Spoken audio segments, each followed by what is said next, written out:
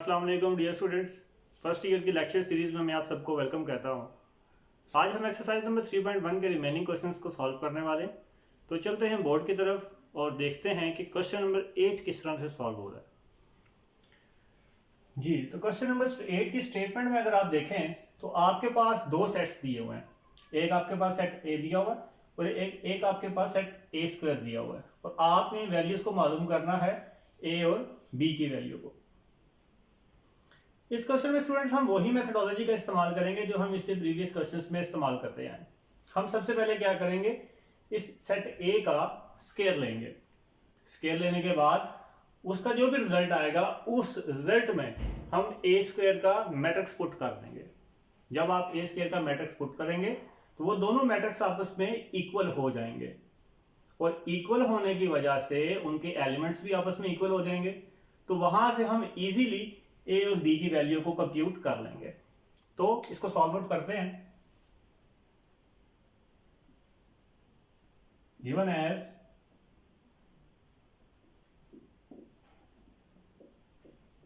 A is equal to 1 2 A B and A square is equal to 0 0 0 and 0। अब आपने इसका सबसे पहले स्केयर लेना है मैट्रिक्स ए का। तो आपके पास आ जाएगा a square is equal to a dot a and which is equal to 1a 2b dot 1a 2b। आप इसे सिंपली मल्टीप्लाई करें और मल्टीप्लीकेशन का रूल हमें मालूम है वो क्या होता है, इसलिए मैं इसको थोड़ा जल्दी जल्दी सॉल्व आउट कर लूंगा। मतलब first row first column which means 1 plus 2a, second row को फर्स्ट कॉलम से मल्टीप्लाई करेंगे which is a plus A B. फिर फर्स्ट रो को सेकेंड कॉलम से मल्टीप्लाई करेंगे तो ये आपके पास आ जाएगा 2 प्लस 2b। फिर सेकेंड रो को सेकेंड कॉलम से मल्टीप्लाई करेंगे तो ये आपके पास आने वाला है 2a प्लस बी स्क्वायर। जी, तो अब ये तो मैंने आपको पहला स्टेप बताया था। जी, अब इसे नेक्स्ट स्टेप क्या था हमारे पास? नेक्स्ट स्टेप मैंने आपको बताया था कि आपके पास ए स्क्वायर का जो भी रिजल्ट आएगा उसमें आपने क्या करना है, ए स्क्वायर की जगह पे ये मैट्रिक्स को पुट कर देना।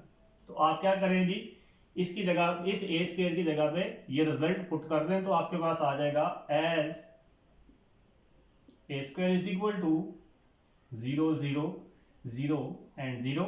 सो आपने क्या करना है, इसे 1 का नाम दे दें। ये ए स्क्वायर का जो आपके पास रिजल्ट आया हुआ है इसे यहां पे पुट कर दें तो ये आपके पास आ जाएगा 1 plus 2a A plus A B 2 plus 2b and 2a plus B square is equal to 0 0 0 and 0.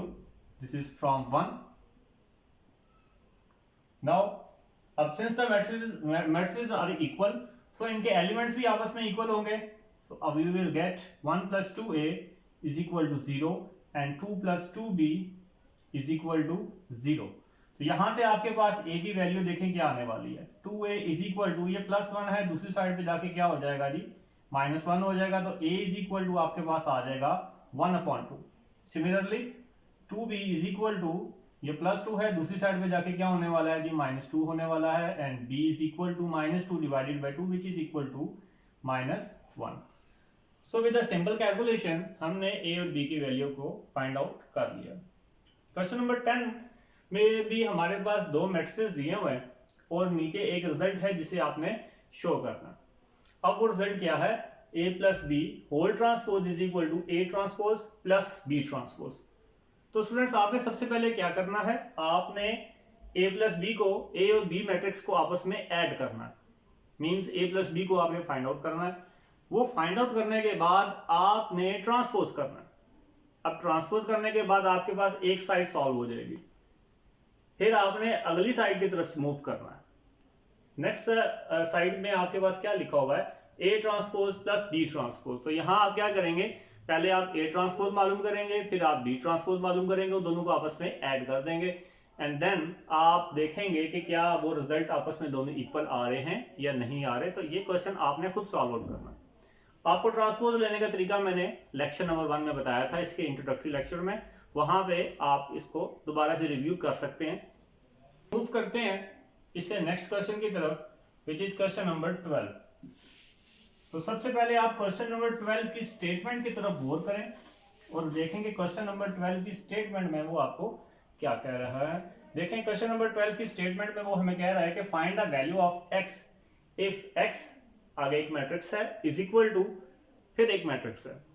आपने x की वैल्यू को मालूम करना है अगर x किसी मैट्रिक्स के साथ मल्टीप्लाई हो रहा हो और वो इक्वल हो किसी और मैट्रिक्स के साथ। तो इससे प्रीवियस क्वेश्चंस में जिस तरह से हमने इक्वल मैट्रिक्स वाली प्रॉपर्टी का इस्तेमाल किया था, इस क्वेश्चन में भी हम इक्वल मैट्रिक्स की प्रॉपर्टी का ही इस्तेमाल करने वाले हैं, क्योंकि मैंने आपको वही मेथोडोलॉजी सिखाई है, इसलिए यहाँ पे मैं मेथोडोलॉजी चेंज नहीं करूंगा। आप चाहें तो इससे जिस तरह से आपने 9th क्लास में सॉल्व आउट किया था बाय इनवर्स मेथड, आप वो मेथड भी यहाँ पे यूज कर सकते हैं। बट मैंने आपको इक्वल मैट्रिक्स के थ्रू क्वेश्चंस प्रीवियसली करवाए हैं, तो मैं भी इस क्वेश्चन में भी यही कोशिश करूंगा कि ये भी इक्वल मैट्रिक्स के थ्रू ही सॉल्व किया जाए।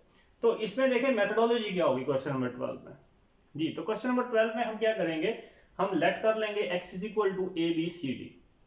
हम x को अपनी तरफ से एक मैट्रिक्स को लेट कर लेंगे जिसमें कुछ अननाउंस होंगे। फिर हमारा मकसद ये होगा उन अननाउंस की वैल्यूज को मालूम करना, जैसे हमने ये a और b की वैल्यू को मालूम किया था। अब क्योंकि ये x इसके साथ मल्टीप्लाई हो रहा है, तो ये x की जगह पे हम जो भी मैट्रिक्स लेट करेंगे वो इस मैट्रिक्स के साथ क्या होगा, मल्टीप्लाई होगा। मल्टीप्लाई होने के बाद एक सिंगल मैट्रिक्स हमारे पास आ जाएगा। वो सिंगल मैट्रिक्स हमारे पास आने के बाद क्या होगा, दोनों मैट्रिक्स आपस में इक्वल होंगे। हम वहां पे इक्वल मैट्रिक्स की प्रॉपर्टी का इस्तेमाल करेंगे और हमारे पास वैल्यूज आती जाएंगी। तो क्वेश्चन को सॉल्व आउट करते हैं। Given as x into 5 minus 2 and 1 equal to minus 1 12 5 and 3। सो हम यहां पे सबसे पहले क्या करेंगे जी, लेट कर लेंगे। Let x is equal to a b c d। अब इस x की जगह पे आपने ये लेट किया, तो आप इस x की जगह पे ये मैट्रिक्स लिख सकते हैं। तो फिर आपके पास ये अब रिलेशन क्या बन जाएगा, A B C D multiply with 5 minus 2 2 and 1 which is equal to minus 1 12 5 and 3। अब इन दोनों मैट्रिक्स को आपस में मल्टीप्लाई करें जैसे हम प्रीवियसली क्वेश्चंस में मल्टीप्लाई करते आए हैं, which is first row first column 5a minus 2c, second row first column 5b minus 2d, first row second column 2a plus c, second row second column 2b plus d, minus 1 12 5 and 3। तो since the matrices are equal, so इनके elements भी आपस में equal होंगे। तो जब elements equal हो जाएंगे तो आपके पास आ जाएगा, यहां पे मैं लिख नहीं रहा since the matrices are equal, लेकिन आपने यहां पे ये लिखना जरूरी है क्योंकि थ्योरेटिकली भी कुछ चीजें बीच में लिखना जरूरी होती हैं, वो आप लाजमी लिखें। तो यहां आपके पास आ जाएगा 5a minus 2c is equal to minus 1, 2a plus c is equal to 5 and 5b minus 2d is equal to 12 and 2b plus d is equal to 3।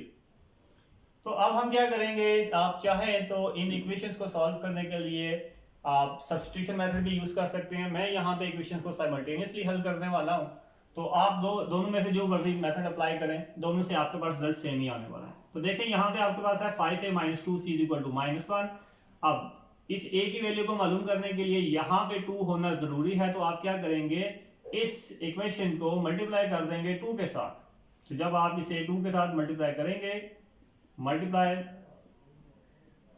Bye 2 on both sides, तो ये आपके पास आ जाएगा। इसे equation number 1 का बेशक आप नाम दे दें, इसे 2 का नाम दे दें। इसे मैंने नाम इसलिए नहीं दिया क्योंकि मैं ये इक्वेशन चेंज कर रहा हूं।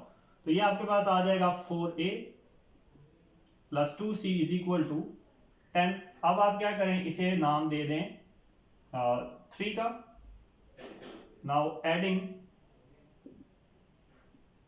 1 and 3, 1 और 3 को आपस में ऐड करने से देखें आपके पास क्या रिजल्ट आता है। तो 5 और 4 आपके पास क्या आ जाएगा, 9a and -2c + 2c which is equal to 0, तो ये लिखने की जरूरत नहीं है। -1 + 10 which is equal to 9। So a is equal to 9 divided by 9 and a is equal to हमारे पास क्या आ जाएगा जी, 1 आ जाएगा। सो आपने साइमल्टेनियसली इक्वेशंस को सॉल्व करने के बाद a की वैल्यू को फाइंड आउट कर लिया। अब देखें यहां पे आपके पास है -2d और हमें इस b की वैल्यू मालूम करने के लिए यहां पे 2 रिक्वायर्ड है, तो आप क्या करेंगे, इसे मल्टीप्लाई कर लेंगे 2 के साथ, multiply by 2 on both sides, तो ये आपके पास आ जाएगा 4b + 2d is equal to 6। This is your equation number 4। Now adding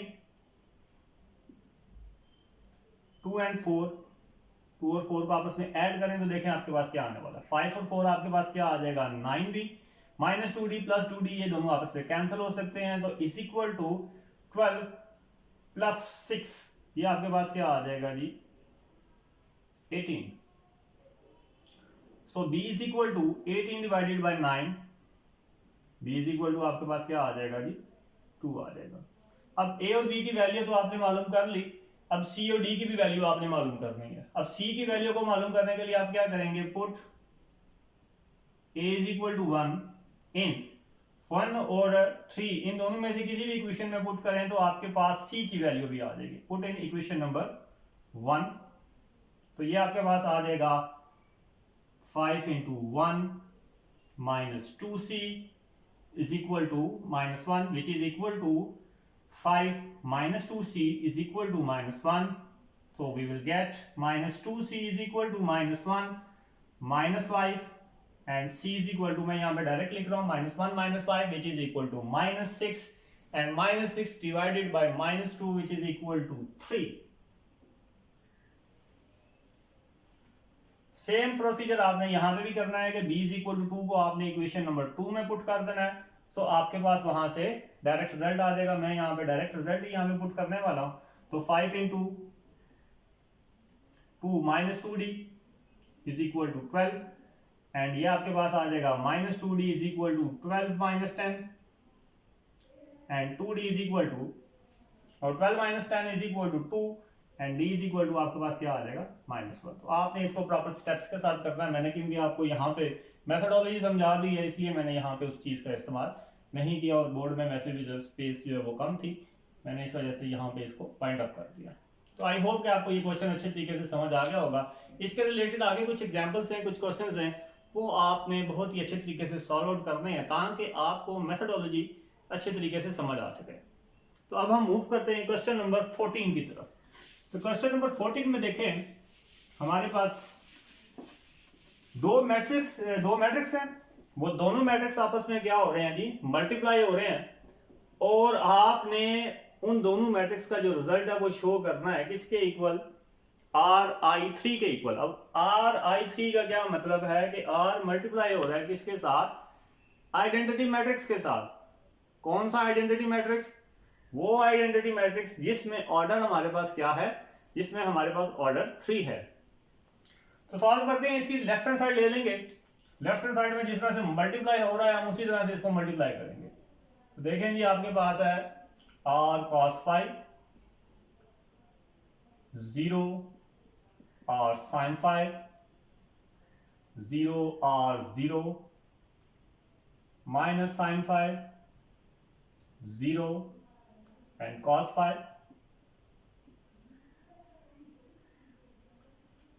and cos phi 0 minus r sin phi 0 1 0 sin phi 0 r cos phi।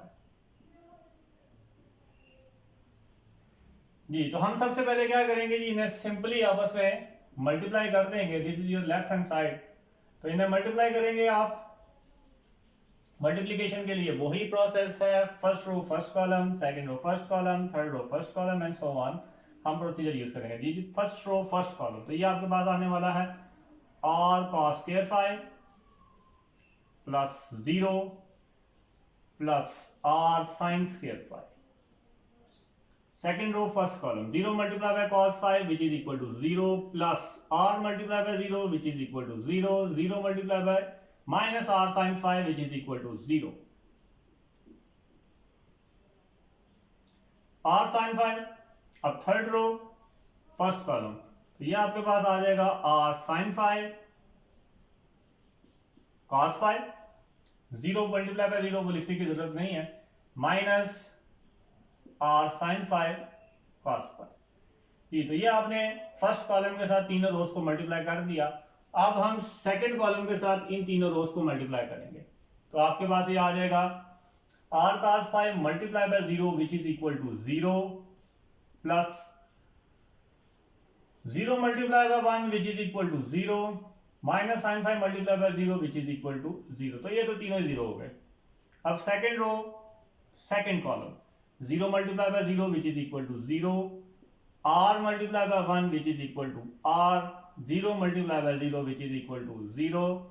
Now third row first column और second column r sin 5 multiply by 0 which is equal to 0 plus 0 multiply by 1 which is equal to 0, cos 5 multiply by 0 which is equal to 0। Now अब हम third column की तरफ move करते हैं, इन तीनों रोज को third column के साथ मल्टीप्लाई करते हैं।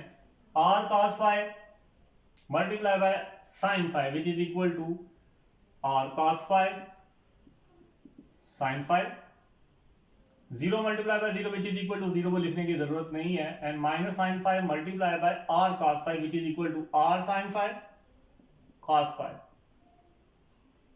Now 0 multiply by second row third column 0 multiply by sin 5 which is equal to 0, r multiply by 0 which is equal to 0, and 0 multiply by r cos 5 which is equal to 0। Now third row third column, ये आपके पास आने वाला है जी r sin 5 multiply by r sin 5 which is equal to r sin square 5 plus 0 multiply by 0 which is equal to 0 plus cos 5 multiply by r cos 5 which is equal to r cos square 5। Now इनमें आपको नजर आ रहा है कि r common है, तो आप r common ले लें, आपके पास आ जाएगा cos square 5 plus sin square 5।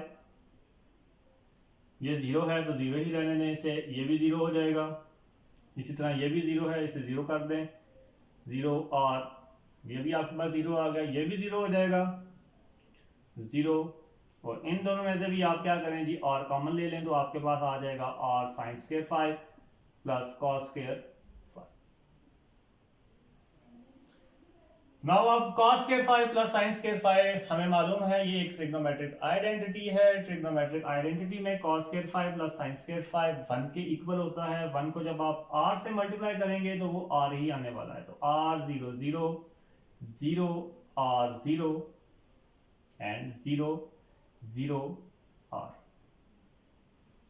So taking common r from whole matrix, तमाम या डायगोनली आप कह सकते हैं, तो आपके पास आ जाएगा r, आपने सब में से कॉमन ले लिया तो आपके पास आ जाएगा 1 0 0 and 0 1 0 0 0 1। बस स्टूडेंट्स हमने अब तक डिटर्मिनेंट्स नहीं पढ़े, लेकिन मैं आपको बता दूं कि डिटर्मिनेंट के केस में आप इस तरह से r कॉमन नहीं ले सकते, वहां पे आपको हर रो में से हर कॉलम में से कॉमन लेना पड़ता है, इसलिए डिटर्मिनेंट के केस में आपने इस बात का ख्याल रखना है।